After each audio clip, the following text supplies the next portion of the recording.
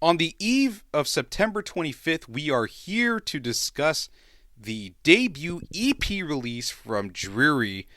To say I am ecstatic is an understatement. This is All Gas, No Trash. My name's Adam, and welcome back to the program, and welcome back to a brand new episode.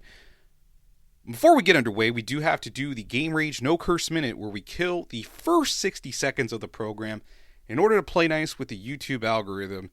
First off, I'd like to say that everybody that has been listening and subscribing to whatever digital streaming platform you're listening to our program, we really appreciate it. Please continue to do that. Like, comment, and subscribe on YouTube. And secondly, I think I am going to end up going to that show in Pomona because I think it's imperative to capture the moment for Dreary and also to get a better idea of what they're all about. So, we should have episodes for you shortly. That is the Game Rage No Curse Minute. Now, to start off this episode, there were some leftover ideas that I wanted to talk about that were percolating that, I didn't really get to follow up on or elaborate on, rather, would be more appropriate. So I'm going to do it here in this particular segment. And to start off, there were some bands that I left off that I think Dreary could potentially play with in the future. And it's so, I feel like an idiot because they seem so obvious in hindsight, but for whatever reason they escaped my mind. But the two bands that I forgot to mention were obviously Glixen and Julie. I think amongst the bands that I talked about previously, Clarion, Fleshwater, Deftones, Glixen and Julie, they could play easily with any one of those bands, and hell, you could stack them up and put them on a bill and it'd work out great for everybody. I think that'd be a really interesting dynamic amongst all the bands because, yes, they do play shoegaze and all that stuff, but there's enough variety in how they do their own prism of the shoegaze genre that nothing will ever feel stale, I guess, in so many words. And the other thing that I wanted to talk about was business opportunities because, as I mentioned before, Natalie Orozco is somebody that is a makeup artist, rather.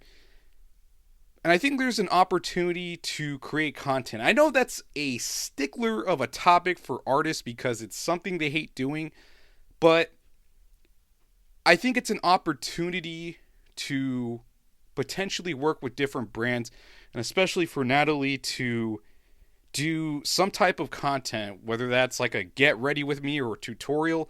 And maybe it doesn't necessarily have to be on the band account. Maybe it can just be on her personal account for those that are interested. Because I understand that for bands profiles, maybe it's probably better to have things pertinent to music on the band profile. For people that want a little bit more, perhaps they can go to Natalie's personal profile. And I think that's a big opportunity for her to incorporate music and makeup in a digestible manner, to have content or post centered around getting ready with her for a show. How cool would that fucking be when let's say that she's getting ready for a show and before her set she's doing her makeup and she's talking about all the different eyeliners she's working with or eyeshadow, and she's giving you all her secrets of what she does.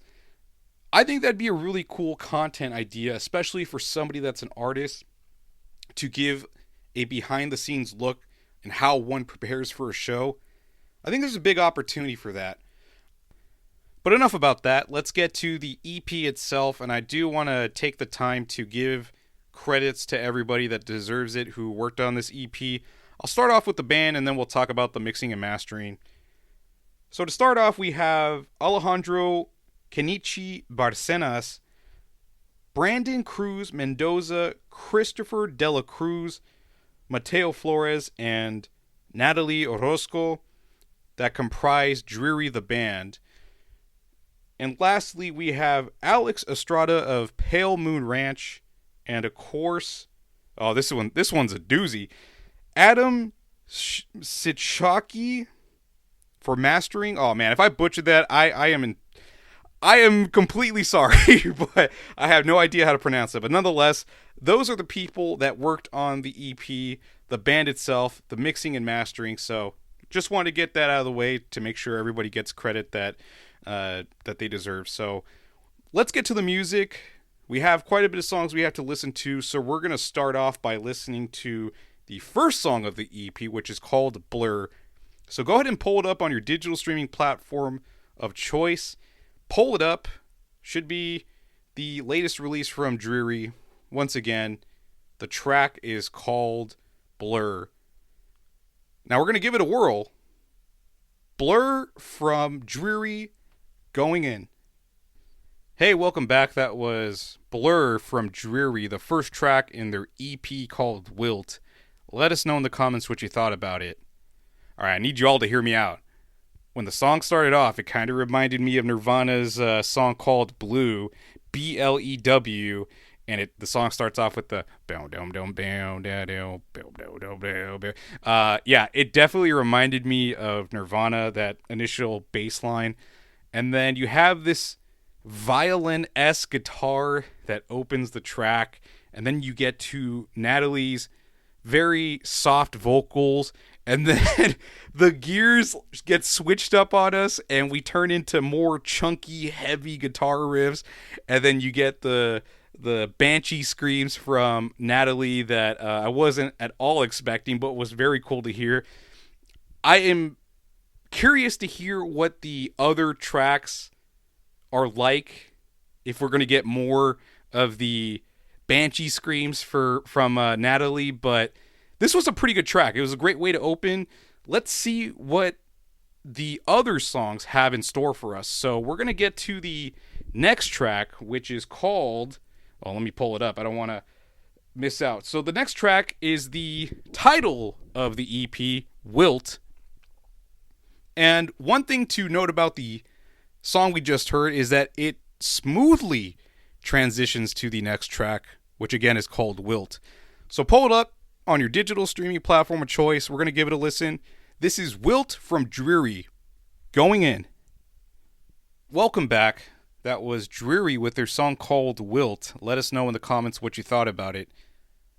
Alright, I don't know where to start, but that was an excellent track, and it contrasted Blurr by being a little bit faster paced.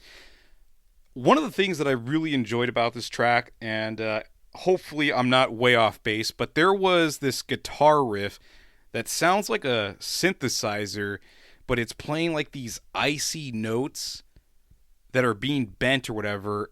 And I hope I'm using the proper terminology, because this is very hard for me to actually describe music. But getting back to the subject at hand, that was one of the parts that I really enjoyed in the track.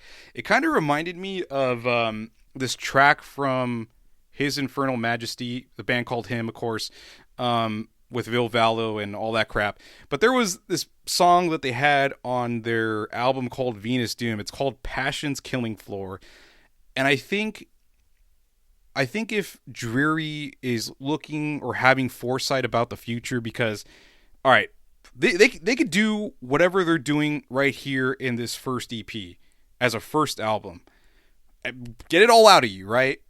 Check out Hymn's song called Passion's Killing Floor and see how they incorporate keys, because I think this is something that could potentially open up Dreary's sound to something cool, but is not totally left field, I guess you could say. I think this is very much in their wheelhouse if they want to do it. I mean, they just have to find somebody that's a keyboard player. But check out Passion's Killing Floor from Venus Doom, and you'll see what I'm talking about. Again, really enjoyed the track. I thought it was super awesome. And then towards the back end of the track, there was like a breakdown where I'm guessing it's one of the guys that's doing the screaming, I guess you could say, and then you have Natalie's voice layered on top of that, and it's fucking awesome. And I just love how textured the guitar effects and guitar tones are in this song, and you can hear everything. It's super awesome, and it's just made the EP an enjoyable experience. It's such a step up from Dusk, and I'm surprised I actually didn't see this in the EP itself. I thought it would have been incorporated in the EP, but nonetheless, we press forward, and we're going to move on to the next track, which is called Blight / Aglow, and hopefully it is a good one as well. So go ahead and pull it up on your digital streaming platform of choice. We are going to give it a listen. Once again, that track is called Blight Aglow. Going in. Hey, welcome back. That was Dreary with their song called Blight / Aglow. Let us know in the comments what you thought about it. All right, so there are quite a few thoughts that come to mind for me, but I will talk about the first thing that comes into my head. So this feels the most nu metalish amongst the songs that we've heard. This one feels the most nu metalish, and it reminds me of Linkin Park's One Step Closer, oddly enough. And I wish I knew the proper terminology, but in the opening portion of the song, when the guitar player is like strumming on the guitar and he's pressing the strings against the fretboard, but on the third note, he puts his fingers on top of the strings but doesn't press down on the fretboard and strums the guitar, and it has like that chimey metallic sound. I wish I knew the proper term for that, because I know there's a name for it. But nonetheless, that is the thing that reminds me of like nu metal, and specifically reminds me of Linkin Park. And the part that I really enjoyed in this track was there was this guitar riff, this wailing guitar riff that was going on at the same time as Natalie's vocals. And it's the part where she says it's the same, and there's like this sweet guitar riff. It's like, and I didn't do it justice, but it was like this really wailing guitar riff that sounded super awesome. And yeah, I gotta say, I enjoyed this track quite a bit. And man, this band has offered us so much in the 3 songs that we've heard. And we have a few more to go, and I can't wait to see like what other surprises they have in store for us. But so far, I just thoroughly enjoyed this EP already, and it has me excited for a debut album. But what else I have to add about this specific track, or just in general from the music that we've heard, is how synonymous the music sounds to the picture or the cover art for the EP. It sounds exactly how it looks. And that's fucking impressive, because to make the visuals match the music, that could be difficult for some artists. And clearly, Dreary has no issue doing that. So I just want to give my compliments in that regard. So let's go ahead and get to the next track, which is, I already lost track of where we're at. I think we're on track 4. So go ahead and pull it up. Once again, the track that we are going to hear is called Dim, which we already gave a listen to. We made an episode about it, but we're going to run it back and give it a listen. So once again, the track we're going to listen to is Dim from Dreary. Pull it up on your digital streaming platform of choice. Once again, the track is Dim from Dreary. Going in. Hey, welcome back. That was Dreary with their song called Dim. Let us know in the comments what you thought about it. So we listened to this track previously on the last episode, but for the sake of consistency, we listened to it anyways. And if there's one thing to add about the track that I like, that I didn't mention on the last episode, is I love that phone call effect on the back portion of the song. And I don't know if it's a trope of the genre, but it's something that I thoroughly enjoy. It reminds me of like Damon Albarn when he does it with the Gorillaz. And I think it's like a microphone for a handheld radio that gives off that effect. But nonetheless, I enjoyed it in the song. And to have Natalie sing on top of it, or rather to sing into it, it creates a very cool effect and definitely adds a lot of personality to the song in so many words. So without further ado, we do have to listen to the last track, which is called Hummingbird. So let's go ahead and give it a listen. Pull it up on your digital streaming platform of choice. make sure you have it queued up. And we're going to listen to the last song of the Wilt EP from Dreary. Once again, the song is called Hummingbird from Dreary. Going in. Welcome back. That was Dreary with their song called Hummingbird. Let us know in the comments what you thought about it. Holy fuck, man. That was a masterpiece. Amongst all the songs that we've heard, that was the best one, without a doubt.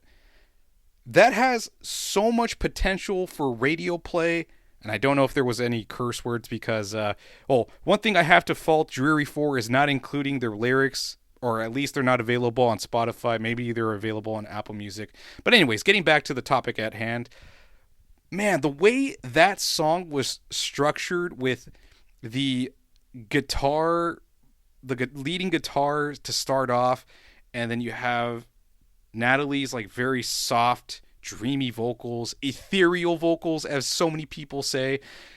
And then it starts building up and then adding instruments. And then you hear the cymbals from the drum kit. And then it just gets to that hard drop and the chunky guitar riffs. Oh, it was so good. Oh, man. This was, without a doubt, my favorite track from the EP. This is... Okay, I'm going to put it out there. I think this is the track that everybody is going to love. This is going to be the one that gets the most plays. Like, man, if there was ever an opportunity to make another remake of The Crow, I know they already remade it like a couple years ago, but let's say they make another Crow movie that's actually good. This would be the track that I would include as part of the soundtrack for the second Crow remake. But that was such an awesome track. Like, I'm not even bullshitting you. This is one of the best tracks that I've heard this year. And I hope you thoroughly enjoyed it. Let us know in the comments what you thought about it, because if you did enjoy it, please let me know in the comments what parts you enjoyed, because I would love to hear what your thoughts are. All right, so final comments about the EP. This was an outstanding introduction to Dreary the band. To have these 5 songs be an appetizer for what's to come, but also give a taste of what the scope of their sound is like, you couldn't ask for more.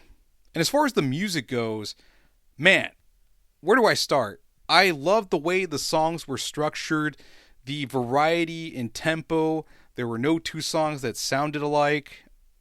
There was Natalie's vocals from the soft and ethereal to the harsh banshee screams that were so awesome. The guitar tone and effects, the way that instruments were layered, especially in Hummingbird, that is a banger fucking track, man. I can't wait for everybody to hear that track. Anyways, in grand scheme, I can't wait for the future of Dreary. I think this is a band that people are going to be excited about. All right, so one more thing I had to add about Hummingbird and why I enjoy it so much is how it sonically portrays the idea of longing for someone. And it does this in the opening portion of the song with how distant the vocals from Natalie sound in addition to the lead guitar. And I feel like that gap is closed when you add in the heavily distorted guitars. That is so cool, man. I think this band is fucking genius. I can't wait for more people to catch on to their music. And I know we just got an EP, but fuck, man, I already want a debut album. Anyways, I think that's going to be the end of the episode. The only thing I have to add is we will be doing a recap episode once I return from seeing Dreary perform at O'Donovan's Pub in Pomona. And as I said previously, if you want to support them, follow them on Instagram, buy their merch, buy their tickets, you know the rest. That's going to be the end of the episode. Thank you so much for tuning in, and I'll catch you all next time.